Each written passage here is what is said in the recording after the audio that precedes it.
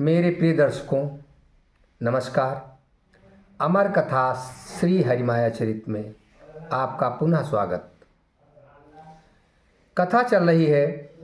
मीरा के गुरु रविदास जी मीरा को कथा सुना रहे हैं और वो बताते हैं कि एक समय नैमिषारण्य नामक स्थान पर, सीतापुर डिस्ट्रिक्ट में है, वो नैमिषारण्य स्थान पर बहुत समय पहले वहाँ संत लोग इकट्ठा हुए। उन संतों के कुछ प्रश्न थे। तब तक वहाँ सूत जी आ गए और सभी लोग सूत जी से प्रश्न करने लगे। तो सूत जी उन प्रश्नों के उत्तर में बताते हैं जो अमर कथा है वो संसार में बड़ी ही अद्भुत है। वैसे भी जितने पुराण लिखे गए हैं उन सब में सबसे पहले सूत जी का ही जिक्र होता है। सूत जी ही संपूर्ण कथा कहते हैं। सभी पुराण सूत जी ही द्वारा कहे गए हैं। इस नैमिषारण्य भूमि को प्रणाम करता हुआ पुनः, और यही कथा मीरा सुन रही है अपने गुरुदेव से। वही कथा यहाँ सूत जी शौनकादिक ऋषियों से कहने जा रहे हैं और हनुमान जी बैठे हुए पेड़ की डाली पे, नीम वृक्ष के पेड़ की डाली पे बैठे हुए, क्योंकि नीम वृक्ष पे माँ भगवती का निवास रहता है और भैरव और हनुमान जी माता के सदैव साथ रहते हैं। हनुमान जी भी कथा सुन रहे हैं। आइए कथा का श्रवण करते हैं। हनुमान जी की जय बोलते हुए बोलो जय हनुमान की, जय श्री राम। राधे नाम का उच्चारण कर लेते हैं। कथा का प्रारंभ करते हैं। राधे राधे पुनि कहु राधे, मिटी है सब संकट भव बाधे। अमर कथाया जनहितकारी, अमर कथाया जनहितकारी। कलिमल तापो मिटावन हारी, राधे राधे पुनि कहु राधे। रविदास जी कहते हैं, सुन मीरा श्री सूत जी, ओम हरि उचारी। कहन लगे अनुपम कथा, निज मन भगति संवारी। रविदास जी कहते हैं, मीरा सुनो। सूत जी ने सबसे पहले ओम का उच्चारण किया। ये ओम वो है जो संपूर्ण जगत का मूल है। संपूर्ण सृष्टि जो चलायमान है वो ओम से चलायमान है। जब सभी ग्रह नक्षत्र अपनी अपनी धुरी पे नाचते हैं या कोई भी कार्य होता है उसमें जो कंपन होता है तो उसमें उठत गिरत पलकें ध्वनि करहीं, वो उठती गिरती पलकें भी ध्वनि करती हैं। यद्यपि हम लोगों को सुनने की वो शक्ति नहीं है, न हम अपनी क्षमता से अधिक का श्रवण कर सकते हैं और न बहुत धीमी गति का श्रवण कर सकते हैं। तो हमारा जो सुनने का है वो सब सीमित है। हम न ज़्यादा सुन सकते हैं न कम सुन सकते हैं, न ज़्यादा देख सकते हैं न कम देख सकते हैं। हमारी एक निश्चित मात्रा है, भगवान ने इसी तरीके से बना रखा है। तो ये जो ओम है इसी से संपूर्ण सृष्टि की रचना हुई है। ग्रह नक्षत्र तारे पृथ्वी जीव जंतु वनस्पति सब कुछ इस ओम के ही जाए हैं। गीता में भगवान ने कहा है, आगे आप लोग सुनेंगे, ओम शक्ति की कितनी बड़ी महिमा है। तो भगवान की कथा कहने से पहले सूत जी ओम नाम का उच्चारण करते हैं। अब कहते हैं कि सभी लोग भगवान का स्मरण करते हुए अपने हृदय में पवित्र प्रीति को भरते हुए कथा सुनो। सूत जी कहते हैं, सुनहु सुजन पावन विस्तारा सुनहु सुजन, पावन विस्तारा मूल कथा कारण जेहि द्वारा। कि हे सज्जन लोगों, क्योंकि सुजन का अर्थ होता है सज्जन लोग, साधु जो लोग होते हैं वही उनको ही सुजन कहा जा सकता है। वो कहते हैं सुनो, मूल कथा जिस कारण से ये कथा हो रही है, भगवान का जिस कारण से अवतरण होता है, जिस कारण से भक्ति भावना आती है, वो कारण सब सुनो। जब द्वापर अंतिम दिन पाए, जब द्वापर अंतिम दिन पाए, कल युग पद यही धरनी टिकाए। जब द्वापर के अंतिम दिन थे, भगवान श्री कृष्ण जी इस धरा को छोड़कर अपने गोलोक धाम को चले गए थे, तब कलयुग ने अपने पैर धरती पर टिका दिए। कैसे आता है कलयुग, इसकी ही तो सूत जी कथा कहने वाले हैं। समय महाभारत रन बीते, नृपति परीक्षित भय सुपनीते। ये समय था, महाभारत का रण बीत चुका था और राजा परीक्षित राज्य कर रहे थे, जिनकी बहुत सुंदर पुनीति, उनकी नीति थी, पुनीति, और उनके सब कार्य अच्छे थे, बहुत बड़े धर्मात्मा पुरुष थे। धर्म ध्वजा तिन की अति पावन, धर्म ध्वजा तिन की अति पावन, जन जन बीच स्नेह सुहावन। उनके धर्म की चर्चाएं होती थीं, कितना धार्मिक राजा है, बहुत पवित्र राजा। तो वो राजा लोगों के बीच में, जन जन के बीच में प्रीति को पाता है। धीर वीर वंशज के जाए, असनप पाई प्रजा सुख पाए। पूरी प्रजा सुख से परिपूर्ण थी, क्योंकि ये राजा ऐसा था जो धीर वीर, अर्जुन, भीम और सब ये नकुल, सहदेव, युधिष्ठिर के परिवार का पोता, तो उनके वंशज का ये पुत्र, अभिमन्यु का पुत्र ही तो परीक्षित है। तो वो जब सब नहीं रहे तो इसी को राजा बनाया गया था, और ये इतना धार्मिक था, संपूर्ण प्रजा बहुत सुखी थी। नृपति प्रजा हित नेह बढ़ाई, नृपति प्रजा हित नेह बढ़ाई, पावहि जन जन बीच बढ़ाई, पावहि जन जन बीच बढ़ाई। राजा ने भी प्रजा से अपना बहुत सुंदर व्यवहार रखा था, प्रजा से बहुत उनका नेह था, स्नेह था, और इसीलिए जन जन में उनकी बड़ाई होती थी। सकल प्रजा तिन प्रीति पिरोई, भय अशांति संताप न कोई। किसी प्रकार का भय नहीं था, किसी प्रकार का दुख नहीं था। सुचि विचार नृप के दिन राती, सुचि विचार नृप के दिन राती, रक्षित धर्म राही सब भांति। राजा के भी पवित्र विचार हैं, दिन रात पवित्र विचार रहते हैं कि ये धर्म किस प्रकार संपूर्ण रूप से सुरक्षित रहे, इसका राजा विचार किया करते हैं। नृपति परीक्षित पूर्वज अतिशय वीर महान। ये तो सभी लोग जानते हैं कि राजा परीक्षित के पूर्वज जो थे वो अत्यधिक वीर और महान थे।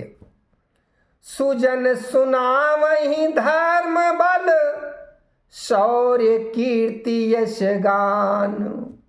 तो जो लोग अच्छे थे वो बैठते थे और लोगों को उनकी चर्चा सुनाया करते थे, अर्जुन की, युधिष्ठिर की, भीम की, नकुल की, सहदेव की। हाँ, तो उसमें धर्म की जब चर्चा होती थी तो युधिष्ठिर की चर्चा होती थी, बल की चर्चा होती तो भीम की चर्चा होती थी, शौर्य की जब चर्चा होती थी तो अर्जुन की चर्चा होती थी, और उन्हीं सबका पांचों भाइयों का यशगान होता रहता था। तो एक बार भूपति मन आई, राजकोष निज देखहु जाई। एक बार राजा परीक्षित के मन में ये विचार आया कि अपना राजकोष देखा जाए, क्योंकि मेरे पास तो बहुत राजकोष है, मैंने देखा भी नहीं अभी तक कितना है मेरे पास। मोर पितामह सब जग जीते, मोर पितामह सब जग जीते, हुई हैं कबहु न मम कर रीते। मोर पितामह, कि हमारे जो पितामह लोग थे, हमारे बाबा लोग जो थे, उन्होंने संपूर्ण संसार को जीत लिया था, और इतना धन का भंडार है कि कभी भी मेरे हाथ खाली नहीं रहेंगे। अतिशय स्वर्ण को समम पाही, औ आज मोर द्रग देखन चाही। अस विचारी निज सचिव बुलाए, अस विचारी निज सचिव बुलाए, लैते ही कोश भवन चली आए। राजा ने सोचा कि मेरे पास स्वर्ण का अत्यधिक कोश है, सब सोना सोना मेरे पास भरा हुआ है, और आज मेरी आंखें उसको देखना चाहती हैं। आज मैं देखना चाहता हूं मेरे पास सोना कितना है। किसी भी व्यक्ति को अपनी संपत्ति का पूर्व आकलन नहीं करना चाहिए, उसमें लोभ बढ़ता है। कथा की शुरुआत में ही ये चीज़ बताई गई है, कमाते जाओ, खर्च करते जाओ, दान पुण्य करते जाओ, लेकिन संपूर्ण संपत्ति का आकलन करने न बैठो, नहीं तो आप लोभ में पड़ते जाएंगे, और लोभ में पड़ते जाएंगे, समझ लो कलयुग आ रहा है। इसलिए संपूर्ण अवलोकन न करें कि मेरा मकान कितने का है, फिर मेरी गाड़ी कितने की है, फिर मेरा ये कितने का है, वो कितने का है, सब जोड़ के बैठो, ये ठीक नहीं है। इससे मन के अंदर ये कहीं कुछ घट गया है तो अशांति पैदा होगी, कहीं बढ़ गया है तो लोभ पैदा होगा। ऐसा विचार करके राजा परीक्षित ने अपने सचिव को बुलाया। वो देखना चाहते हैं मेरे पास कितना सोना चांदी है, और उसको साथ लेके वो कोष भवन में चले आए। बहुत बड़ा कोष भवन बना हुआ है जिसमें अथाह स्वर्ण कोष भरा हुआ है। कहु नृपति है सचिव सुजाना, मोहि देखावहु संपत्ति नाना। तीन महुवती गौरव जिन केरा, तीन महुवती गौरव जिन केरा, बिलग करऊ चुनि चुनि यही बेरा। तीन महुवती, उनमें भी राजा ने कहा, हे मेरे बुद्धिमान सचिव, बुद्धिमान मंत्री, मुझे मेरी संपत्ति दिखाओ, मैं स्वर्ण कोष आप देखना चाहता हूँ, और उसमें भी जो बहुत गौरवान्वित करती हूँ, जो बहुत गौरवशाली हूँ, उनको चुन चुन कर अलग करो। नृप आदेश सचिव अपनाए, और खोली खोली बहु कोश दिखाए। राजा के आदेश को मंत्री ने माना, और वो कोष खोल खोल के दिखाने लगा, इस संदूक में ये, इस संदूक में ये, इस कमरे में ये, इस कमरे में वो। अवगणित रतन अमूल्य अनोखे, अगणित रतन अमूल्य अनोखे, भूप आजु निज संपत्ति देखे, अगणित रतन। देखा, अरे इनका कोई मूल्य नहीं, इतना अमूल्य, ओ इसका कोई मूल्य दे ही नहीं सकता, उतने और अनगणित रत्न भरे पड़े हैं। राजा अपनी संपत्ति को, स्वर्ण को, रत्नों को, सबको देख रहे हैं। राजा आज अपनी संपत्ति को देख रहे हैं, मन में प्रसन्न हो रहे हैं। अरे अति आभूषण स्वर्ण के, सचिव विलग करि आजु, नृपहि जनावहि विविधि विधि, कब पाए के ही काजू। वो मंत्री जो है, बुद्धिमान मंत्री, वो सभी आभूषणों को, स्वर्ण के जो आभूषण हैं उनको अलग करता जाता है जिनमें महान गौरव है, और राजा को बताता जाता है कि कब किस प्रकार ये मिला था। वो सचिव को सब पता है, वो राजा को बताता जा रहा है। तभी सचिव ने स्वर्ण मुकुट मणियुक्त दिखाई, स्वर्ण मुकुट मणियुक्त दिखाई, बोला सचिव अधिक हर्षाई।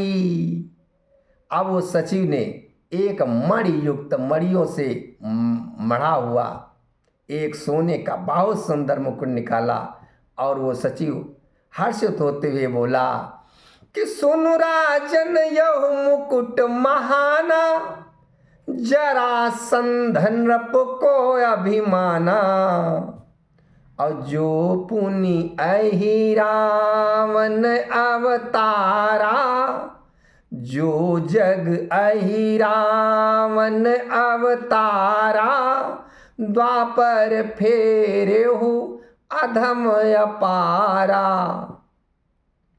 उसने कहा, सचिव ने, कि हे राजन, ये जो सोने का, स्वर्ण का मुकुट है, ये तो जरासंध का है। इसी मुकुट को तो पहनकर जरासंध अभिमान करता था कि मेरे समान कोई नहीं है।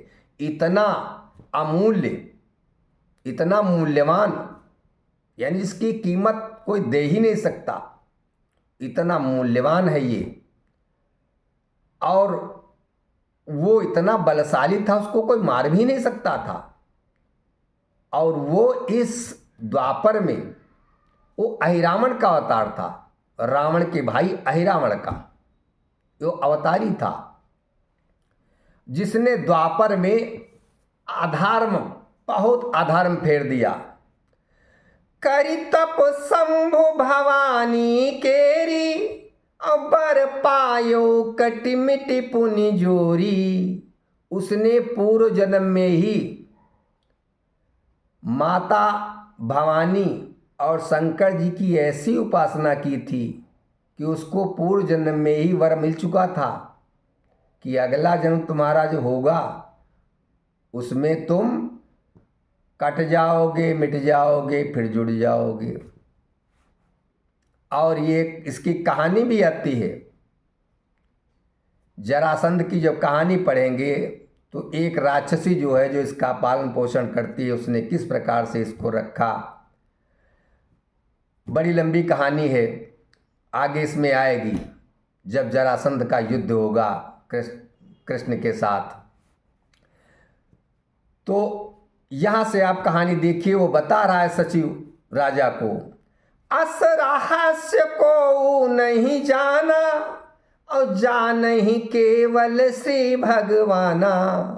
वो सचिव कहने लगा राजा परीक्षित से, उसके इस रहस्य को और कोई नहीं जानता था, केवल भगवान श्री कृष्ण जानते थे। और ते ये ही काल न मारन चाही, ते पुनि काल न मारन चाही, लई विचार सुंदर मन माही।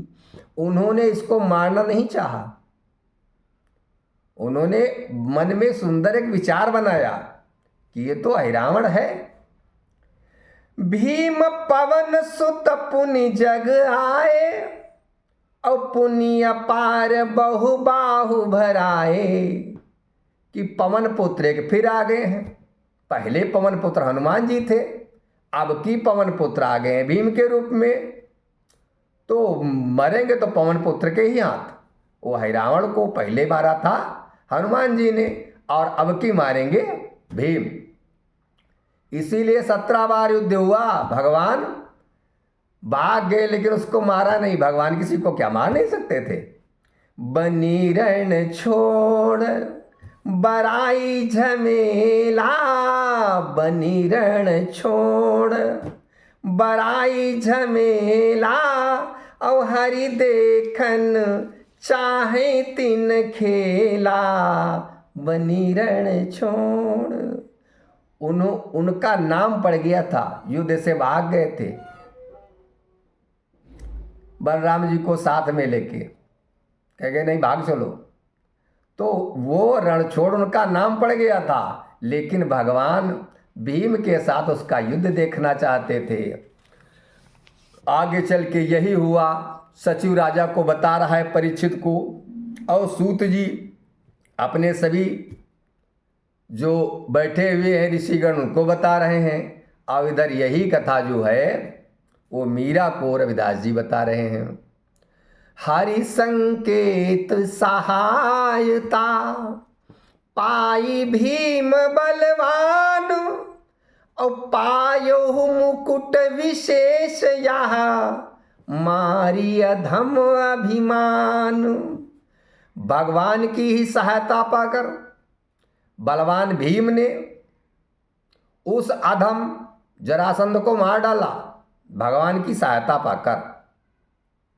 तो ये उनको विशेष मुकुट प्राप्त हुआ था। यही वो मुकुट है। राजा को दिखाकर सचिव कहता है कि धर्म विजय नीत अधम पर, अस प्रकार अस प्रचार करी आज, और गौरव चिन्ह प्रतीक को ग्रहण करो महाराज। वो सचिव कहने लगा, हे महाराज, धर्म पर, धर्म की हमेशा विजय होती है, अधर्म नित्य हारता है। यही भगवान का प्रचार था। समय भले लग जाए लेकिन अधर्म पर धर्म की सदैव ही विजय होती है। ये आज आप फिर से प्रचारित कर दीजिए। इस गौरव चिन्ह प्रतीक को आप ग्रहण करिए। अब ग्रहण करना क्या? जैसे कोई आपसे कहता है लो भैया प्रसाद ग्रहण करो, तो प्रसाद आप ले लेते हैं, पी लेते हैं। कोई कह दे आपसे लाठी ग्रहण करो, तो लाठी तो हाथ में ही रोकेंगे ना, उसको खा थोड़ो जाएंगे। तो उसने कहा था इसको ग्रहण करो, इसको हाथ में लो, इसको देखो, अपना रखो, लेकिन उसको पहनने को थोड़ा कहा था। लेकिन राजा ने विचार नहीं किया। सचिव बचन नहीं नपति बिचारी, सचिव बचन नहीं नपति बिचारी, मुकुट हाथ ले शीश संवारी। उसने वो मुकुट लेकर राजा ने सचिव से मुकुट लिया और उसको अपने शीश अपने सिर पे रखा। और अधर्म देह पर ताज अधमों को, धर्म देह पर ताज अधमों को, फेरन लागो बुद्धि तन मन को, धर्म देह पर। अब राजा ने मुकुट तो लगा लिया। अब राजा थे धार्मिक, और वो जो मुकुट था जो सिर पर बैठ गया कि वो तो अधार्मिक का है। वो मन और बुद्धि को फेरने लगा, शरीर में पूरे व्याप्त हो गया। इसीलिए कथा के साथ हम आप लोगों को बताते हैं, कोई वस्तु कहीं मिल जाती है, तो आपको पड़ी मिल गई या किसी से आप ले आए, तो उस पर ये विचार जरूर रखो कि ये चीज़ है कैसी। यदि अधर्म से की गई चीज़ है तो घर में वो नुकसान ही करेगी, फायदा कुछ नहीं करेगी। बहुत लोग ऐसा होते हैं कि कोई चोरी का सामान किसी का खरीद लिया, सस्ते में ले आए, वो नुकसान ही करेगी, फायदा नहीं करेगी। इसलिए कथा के माध्यम से बताता हूँ, ऐसी बहुत सी चीज़ें हैं। अब किसी दूसरे का दुकान पे कपड़ा बिक रहा है, देखा बहुत अच्छा सूट है, अरे किसी ने उतारा होगा और सस्ता वस्ता बिक रहा है, और सूट तो है बहुत कीमती लग रहा है देखने में, तो उसका समझ लीजिए इतना सस्ता ये क्यों बिक रहा है, और आपने उसको पहन लिया, शादी बारात जा रहे हैं, लेकिन वो जहाँ का है पता नहीं वो कौन कौन से अधर्म करके वो कोट आया है। ऐसी बहुत सी चीज़ें हैं समाज के बीच में। आप अपने जो शुद्ध चीज़ें हों और उनको पवित्रता के साथ पहनो। जब कोई आप नया कपड़ा भी लाते हैं तब भी घर में कहा जाता है कि दर्जी के यहाँ से आया है, जल छिड़क लो, गंगा जल डाल लो। तो मैं कथा के माध्यम से आप लोगों को बताता हूँ कि कोई भी सामान कहीं से लाओ, उसको थोड़ा उसके पर जागरूक होना बहुत जरूरी है। कहो न पति अब यही जग माही, यही समान वैभव कछु नाही। राजा ने कहा, अरे ये जरासंध का मुकुट, इससे तो बड़ा वैभव हो ही नहीं सकता। अब मुकुट याही मोरे सिर मापा, मुकुट याही मोरे सिर मापा, यह गौरव मम वंश प्रतापा, मुकुट याही। उन्होंने कहा, अरे तो मेरे फिट भी बैठता है, एकदम टनाटन है, और ये मेरे वंश का गौरव है, मेरे बाबा भीम ने उसको मारा था, ये गौरव है हमारा। और उसको लगा कि कही दर्पण सन्मुख नृप आए, कही दर्पण सन्मुख नृप आए, अब निज छवि छापन लखि मुस्काए। ऐसा कहकर राजा दर्पण के सामने आ गए। अरे वाह, क्या सुंदर लग रहा है, मड़ियाँ उसमें जड़ी हुई हैं, इतना स्वर्ण मुकुट का इतना छवि उनकी अच्छी लग रही है। तो अपनी छवि को देखकर उस मुकुट में राजा मुस्कराने लगे, और जब मुस्कराने लगे तब अहम भाव ही प्रगटन लागा, अहम भाव ही प्रगटन लागा, सत्वदेह पर तामस जागा। अहम भाव, उनमें अहंकार का भाव, अहम भाव, मैं ही सब कुछ हूं, ऐसा भाव उनमें प्रकट होने लगा। वो सत्व देह पर जो उनका धार्मिक शरीर था उसमें वो तामस जग गया।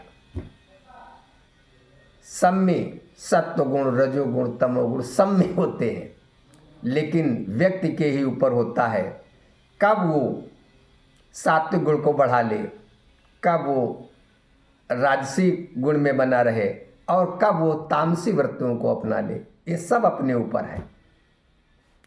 अब राजा के तामस बढ़ गया।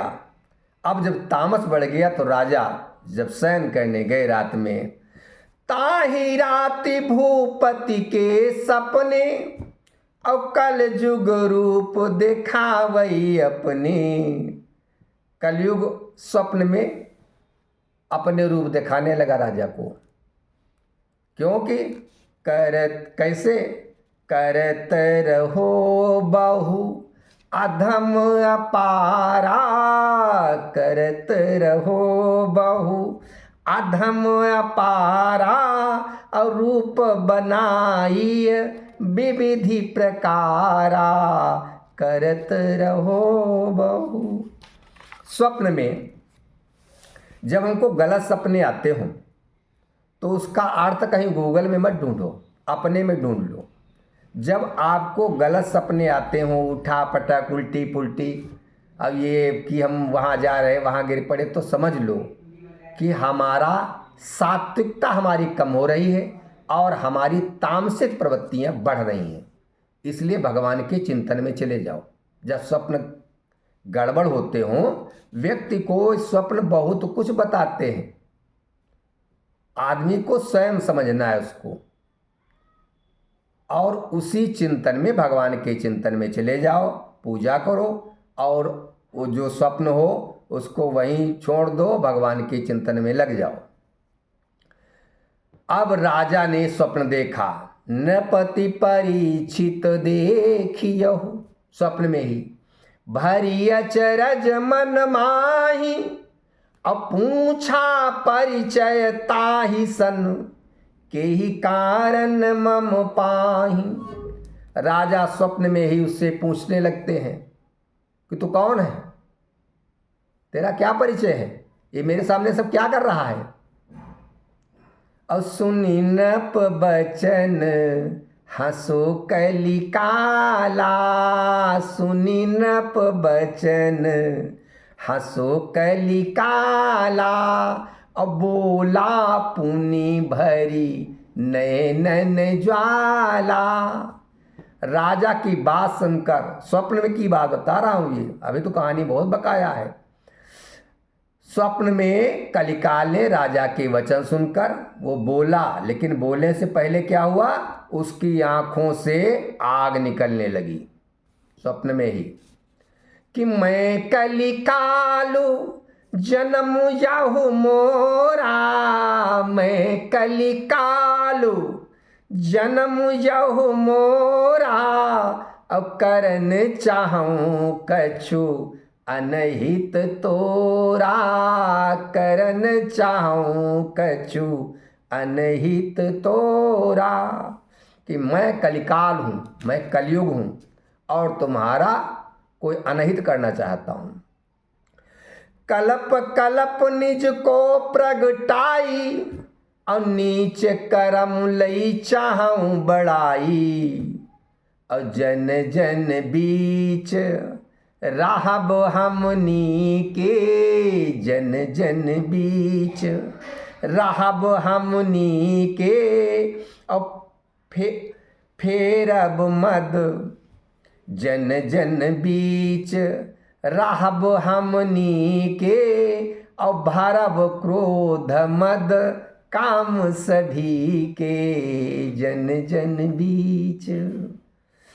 उसने कहा कल्प कल्प में मेरा प्रकट होना निश्चित है, मैं हर कल्प में अपना युग बनकर निश्चित आता हूँ और नीच कर्म करता हूँ और उसी में मुझको बड़ाई मिलती है।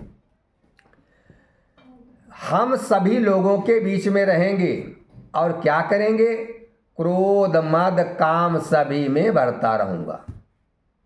ये मेरा काम है, सभी में क्रोध भरना, सभी में घमंड भरना, सभी में वासनाएं भरना, यही मेरा काम है। छल प्रपंच नित काम हमारा, मम अधीन अब जगत अपारा, और तुम अति सूर वीर के जाए, तुम अति सूर वीर के जाए, धीर वीर पितु समबल पाए। स्वप्न में कलयुग कहने लगा कि मेरा कार्य ही, काम जो है वो छल प्रपंच का है, नित्य छल प्रपंच का कार्य है, और मेरे अधीन अब संपूर्ण संसार मेरे अधीन होने जा रहा है, और तुम तो बहुत बड़े सूरवीर के जाए हुए हो। परीक्षित से कहने लगा तुम तो अभिमन्यु के पुत्र हो ना, तुम्हारे पिता के समान तुमने भी बल प्राप्त किया है। और चेतावनी मोरिया राजा, करब प्रभावित सकल समाजा, और रोकी सकौ तौ रोकौ मोही, रोकी सकौ तौ रोकौ मोही, और प्रात मिलब बन बिच नृप तोही। रोकी सको तो रोकहु मोही, प्रात मिलब बन बिच नृप तोही। उसने कहा, हे राजा, मेरी ये चेतावनी है कि अब मैं संपूर्ण समाज को प्रभावित करूंगा, और मुझे रोक पाओ तो रोक लो। अब इस प्रातःकाल तुम आओ तो वन के बीच में मैं तुम्हें मिलूंगा, मुझे रोक पाओ रोक लो। ये स्वप्न में कह रहा है कलयुग। अस कही बचन कठोर, भा अदृश्य कलिकाल तब। अब ऐसे कठोर वचन कहकर वो कलिकाल अदृश्य हो गया। और जागे नृप करी शोर, सठ तुम्हार मग ठीक नहीं, सठ तुम्हार मग ठीक नहीं। राजा शोर करते हुए जाग गए। अरे दुष्ट, अरे दुष्ट, ये तेरा रास्ता ठीक नहीं है, तेरा रास्ता ठीक नहीं है, ऐसा राजा कहते हुए जाग गए। अब जान सपन साचो मन माही, ही बसाई भूपति कुलाही। अब राजा स्वप्न से जाग गए तो उन्होंने अपने मन में इस स्वप्न को सत्य जाना और हृदय में बसा के राजा व्याकुल होने लगे। अभी कल ही तो उन्होंने मुकुट धारण किया था, उसको उतार के रखा, सो गए, इतना प्रभाव पड़ा, ऐसा सपना आया। अब प्रातःकाल हो गई है। अरुण शिखा धुनि कानन आई, अरुण शिखा ध्वनि कानन आई, उठे नृपति मन सपन बसाई। मुर्गे की बांग आई प्रातःकाल की और कानों में राजा के पड़ी। राजा जान गए प्रातःकाल हो गई। राजा उठ बैठे और स्वप्न को याद है।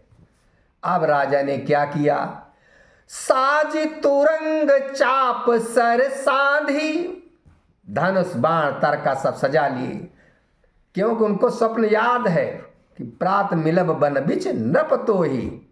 तो साज तुरंग चाप सर साधी, मुकुट संवारी बसन संवारी, मुकुट सोई बांधी। वस्त्रों को उन्होंने संवार लिया, लेकिन मुकुट कौन बांध लिया? वही मुकुट जरासंध वाला, वही मुकुट फिर से बांध लिया।